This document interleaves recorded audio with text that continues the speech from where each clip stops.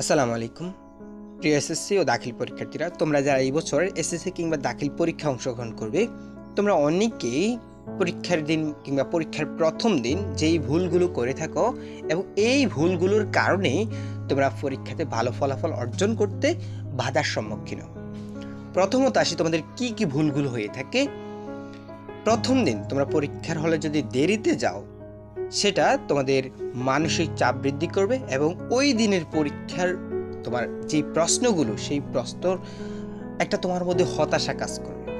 দ্বিতীয়ত, প্রয়োজনীয় উপকরণ বাড়িতে রেখে যাওয়া। তোমার প্রবেশপত্র, কলম, পেন্সিল ইত্যাদি কাগজপত্র যদি তুমি ঠিকঠাক মতো যদি না নাও, পরীক্ষার হলে গিয়ে তুমি অপ্রত্যাশিত সমস্যার সম্মুখীন হবে, এতে করেও তোমার পরীক্ষা খারাপ হবে।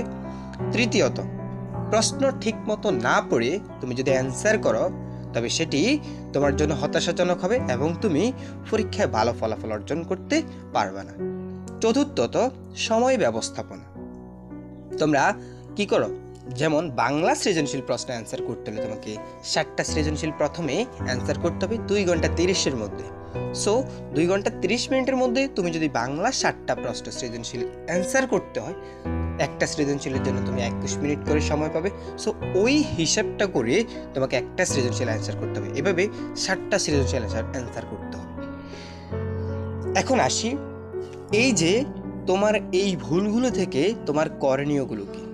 প্রথমত, তুমি অবশ্যই পরীক্ষার প্রথম দিন কিংবা ধারাবাহিকভাবে প্রতিদিন তুমি অন্তত পরীক্ষার 20 মিনিট কিংবা 30 মিনিট পূর্বে পরীক্ষার হলে থাকবে।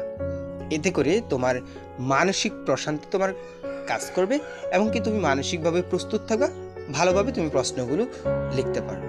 দ্বিতীয়ত, সকল উপকরণ গুছিয়ে আগে থেকে রাত্রে থেকে তুমি সব ঠিক করে নিবা, সকালবেলা আবার এগুলো চেক করে নিবা।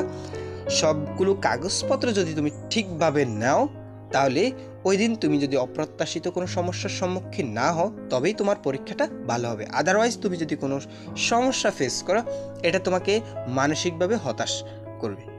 তৃতীয়ত, যে কোনো প্রশ্ন লেখার পূর্বে অবশ্যই তোমাকে ওই প্রশ্নটা ভালোভাবে মনোযোগ দিয়ে পড়তে হবে এবং নির্দেশনা বুঝে সেই অনুযায়ী তোমাকে প্রশ্ন অ্যান্সার করতে হবে।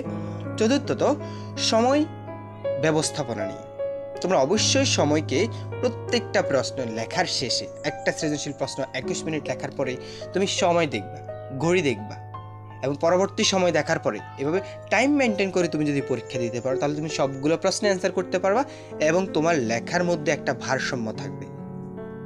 পঞ্চম, পরীক্ষার শুরুর পূর্বে অন্তত 5 মিনিট পূর্বে তুমি কথা না বলে চুপচাপভাবে ধীরস্থিরভাবে মানসিক প্রশান্তি পাওয়ার জন্য তুমি কতক্ষণ নীরব থাকবা। এতে করে তোমার মাইন্ড ফ্রেশ থাকবে এবং প্রশ্ন দেওয়ার পরে তুমি ভালোভাবেই সুন্দরভাবে ওই প্রশ্নটা পড়ে অ্যান্সার করতে পারবা। আশা করি এই পদক্ষেপগুলো তুমি যদি সঠিকভাবে